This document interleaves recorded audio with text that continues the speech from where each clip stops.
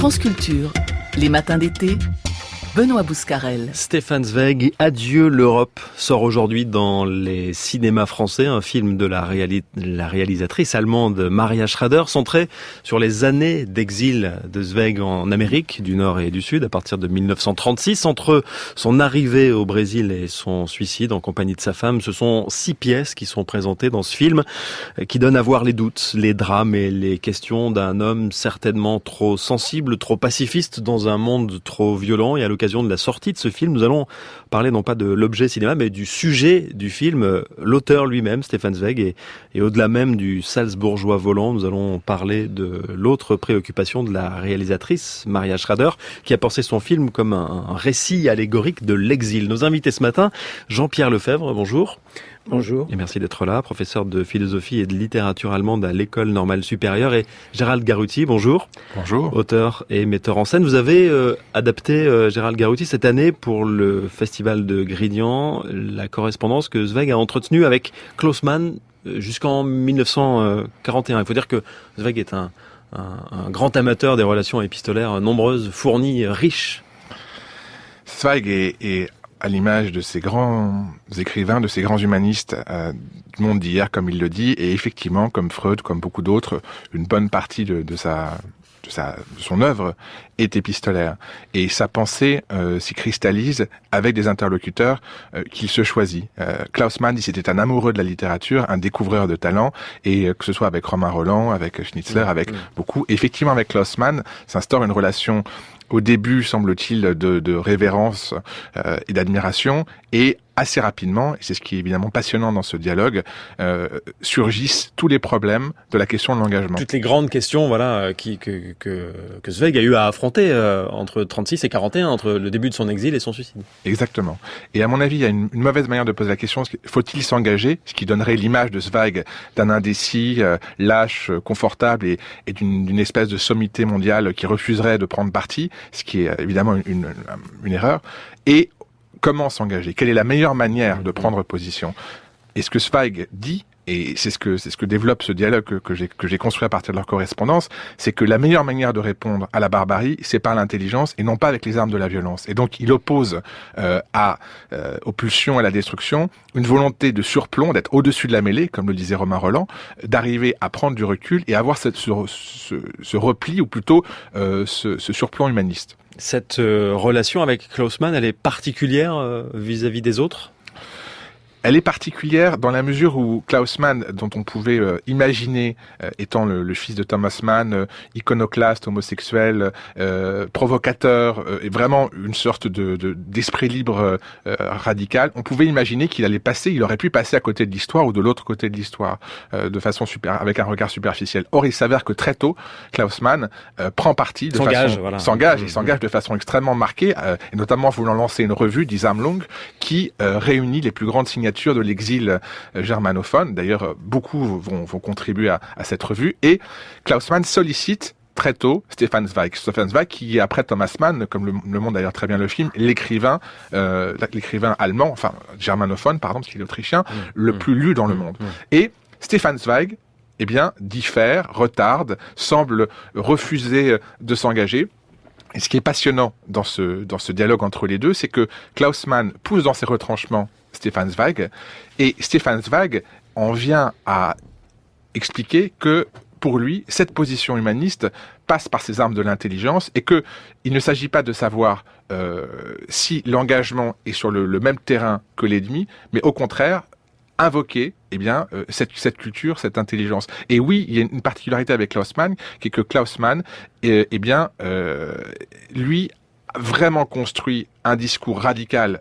Il faut être pour la liberté ou contre la liberté, il faut être enclume ou marteau. Nous voulons mourir, nous voulons nous engager, nous voulons nous exposer au nom de la vérité. Et Zweig, lui, ne voulait pas être aussi tranchant peut-être dans le débat, c'est ça. La correspondance est animée, agitée, c'est une matière formidable pour vous. C'est une matière qui est formidable et qui est en même temps extrêmement lacunaire, dans la mesure où c'est comme la partie, si vous voulez, simplement émerger de l'iceberg. Et pour comprendre l'ensemble de ces débats, j'ai traversé les correspondances et de Zweig et de Mann, les journaux, pour arriver à faire entendre tout le problème de ces débats. Et effectivement, il y a du point de vue de Zweig, une question, il le dit d'ailleurs, de la compassion, de la compréhension. Zweig est un homme de la civilisation, de la conciliation et de la compassion. Et donc, à cet égard, il est dans une empathie, une intelligence de l'autre, une manière de plonger, d'ailleurs, dans cette pitié. Il le dit, la compassion est mon pire défaut. J'ai un regard dur et un cœur tendre. Et la combinaison, il le dit, est absolument terrible. Allez-y. Et donc, le fait d'être dans cette empathie et cette immersion dans l'autre, le fait qu'il ait d'ailleurs été un disciple de Freud, qu'il comprenne la complexité, c'est exactement ce que Kundera disait de l'art du roman, l'esprit de complexité. Cet esprit de complexité peut passer pour de l'indécision et du refus de prendre parti. Or, c'est précisément au contraire l'intelligence et l'intelligence profonde, et c'est cette empathie qui donne à ces nouvelles à ses biographies, eh bien, toute cette plongée dans des âmes qu'on apprécie chez lui. Eh bien, cette qualité-là, c'est ce qui va constituer en ces temps de combat et ces temps tranchés. On le voit d'ailleurs dans le film au moment du Pen Club où on lui demande de prendre parti, de prendre la parole. Ernst Bloch fait un discours extrêmement radical contre le nazisme. Et il se rassoit. Et Zweig est atterré et ne sait pas quoi dire. Et parce que il ne veut pas entrer dans cette arène-là. La compassion, l'empathie, c'est important évidemment pour comprendre ce personnage. Jean-Pierre Lefebvre, vous avez signé la préface de l'anthologie Zweig publiée il y a 3 ans à la Pléiade. Il attachait beaucoup d'importance, vous le rappelez dans cette préface, à l'amitié aussi. Oui. Quitte à payer cette importance de l'amitié d'un certain nombre de difficultés quand les gens avec lesquels il avait engagé des relations qu'on peut dire amicales, n'étaient pas de son bord. Voilà, et du coup, il a vécu aussi des épisodes de fâcherie avec d'autres. Enfin, il est entré de plus en plus dans cette espèce de contradiction. Et le film qui sort en ce moment essaie d'exposer avec les moyens du cinéma cette contradiction. Cette contradiction en ce qu'elle le prive de force. Enfin, il est quand même plus ou moins téléologisé par la mort, ce film, parce que et tous les récits qui sont faits de la vie de Stefan Zweig sont dirigés vers cette mort assez spectaculaire et intrigante et mal comprise. Mais la mort qui est présente tout au long de son œuvre, c'est ce que vous rappelez aussi dans cette préface. Non seulement la mort, mais aussi le suicide. Dans ses premières nouvelles, enfin l'une de ses premières nouvelles est le récit d'un raptus suicidaire chez un jeune adolescent. Et le film montre, je trouve, assez bien, avec les moyens du cinéma qui consistent à rassembler dans des plans des réseaux de facteurs divers que le spectateur n'analyse pas mais reçoit comme ça et qui ensuite le font réfléchir. Le film montre assez bien ce qui se passe chez lui et ce que vous disiez à l'instant, c'est-à-dire le problème que lui posait l'empathie pose le problème de la force psychique. Dans l'empathie, il y a quelque chose qui est peut-être de nature passive, réceptive, et ce dans quoi Zweig ne s'engage pas, mais dont il perçoit que peut-être il faudrait le faire, car on a affaire à la violence nazie et à la violence de la guerre, et d'autres prennent les armes, et lui ne prend pas les armes, et je serais tenté de lire le film comme une esquisse de réponse à la question. Et en même temps, ce que disait tout à l'heure Gérald Garotti, la question c'est pas faut-il s'engager, elle est plus subtile que ça. Et oui, elle est presque trop subtile et en des temps de radicalisation. Et donc il est démuni, il est affaibli. Alors évidemment, ça fait système avec toute une série de facteurs d'impotence devant les événements. Il est privé de toute une série de ressources qu'il a eues pendant toute son existence. C'est quelqu'un qui a eu quand même dans son existence qui a connu la facilité. Il est entré très facilement dans le monde de la littérature. Il n'a pas eu à se battre comme d'autres. Et il est entré très facilement dans le monde, disons, médiatique. Partout où il passait, il était applaudi, etc. Et en même temps, on devine chez lui, le film le montre assez bien, la perception intime qu'il a du fait que les choses, cette gloire dont il jouit jusqu'à la fin n'est pas si simple que ça. Ouais, c'est une gloire très embarrassante, Gérald Garotti. Oui, il y a un désarroi. C'est vrai qu'on voit très bien, effectivement, dans ce film. Il y a un désarroi et un effondrement, et en effet, cette période-là, à partir de 33, du nazisme, de l'Anschluss, l'annexion de l'Autriche, c'est sa troisième vie, de la c'est guerre, ce qu'il écrit. Voilà, je vais recommencer une troisième fois, effectivement. Je vais tout reprendre à zéro. Effectivement, Zweig est un écrivain avec tout ce que ça implique aussi de plongée, d'immersion, et ce monde-là le transforme, ou plutôt tente de le transformer en intellectuel, ce qu'il ne veut pas, c'est-à-dire un écrivain qui va prendre position. Il est également un Viennois, un Viennois, un Autrichien en tout cas, enfin, entre Salzbourg et Vienne, vraiment au cœur de cette Mitteleuropa, et le nazisme et la guerre le précipitent en exilé, qui va le transformer donc en vagabond, comme il l'écrit, avec ses valises entre New York, entre l'Amérique latine. C'est effectivement une célébrité, et ce monde le transforme en star, ce qu'il déteste.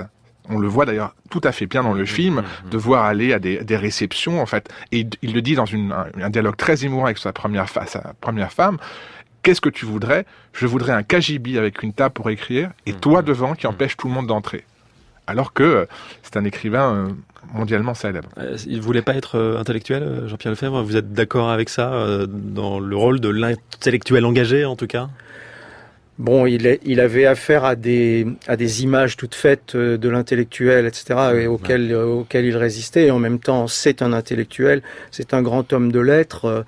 Je suis convaincu que le discrédit relatif dont il a pu souffrir dans le monde de ceux qui donnent les points, car il a été aussi critiqué pour le type de littérature qu'il écrivait, et peut-être dû au départ à l'extraordinaire facilité, au talent fabuleux dont il disposait, et dans lequel il s'est un peu dissipé. C'est-à-dire il a ouvert toutes les portes, il est entré un peu dans toutes les carrières, il a raté plus ou moins celle du théâtre, mais il l'a quand même tenté. Il a été un homme d'action politique, il a été un journaliste, il a été un voyageur, il a été toute une série de figures de l'intellectuel. En même temps, passeur aussi. Il a été un passeur de talent littéraire. Il a été traducteur, il a été éditeur.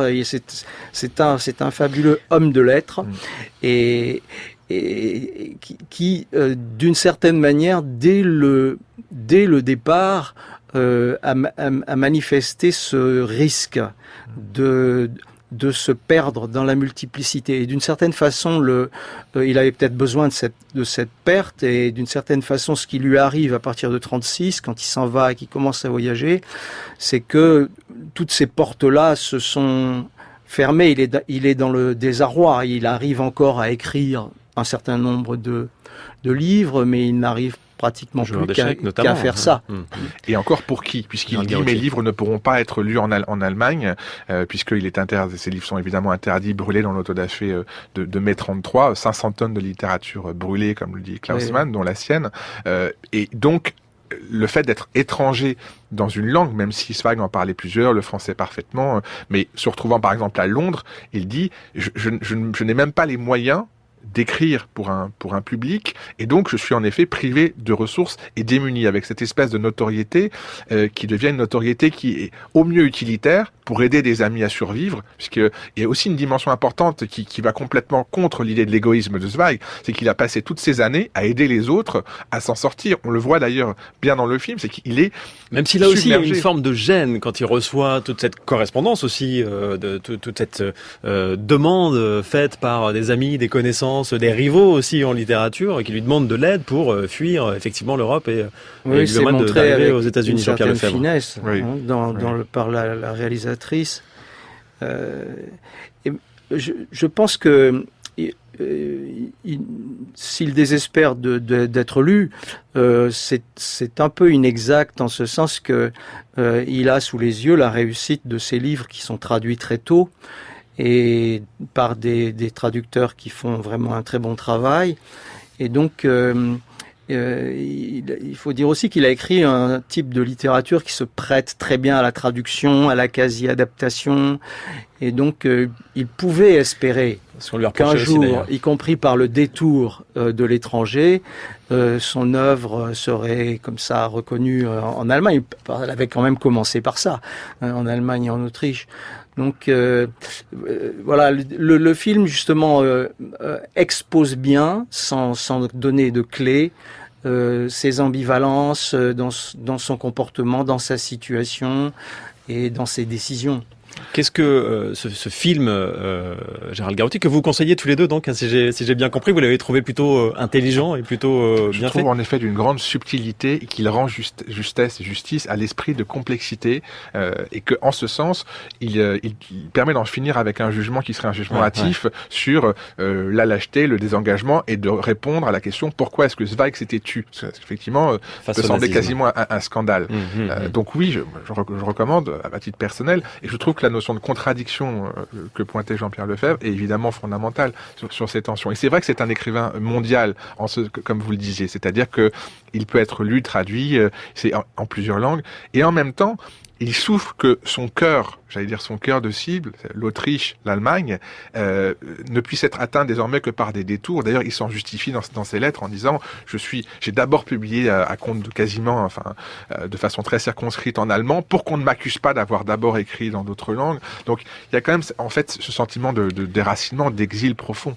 Merci à tous les deux. Jean-Pierre Lefebvre, professeur de philosophie et de littérature allemande à l'École normale supérieure, et Gérald Garouti, auteur et metteur en scène. Et donc en salle à partir d'aujourd'hui, Stefan Zweig, Adieu l'Europe, film de Maria Schrader, dont, notez-le, Maëlys Bessery fera le portrait dans la grande table aujourd'hui à partir de 12h55. Elle recevra donc Maria Schrader.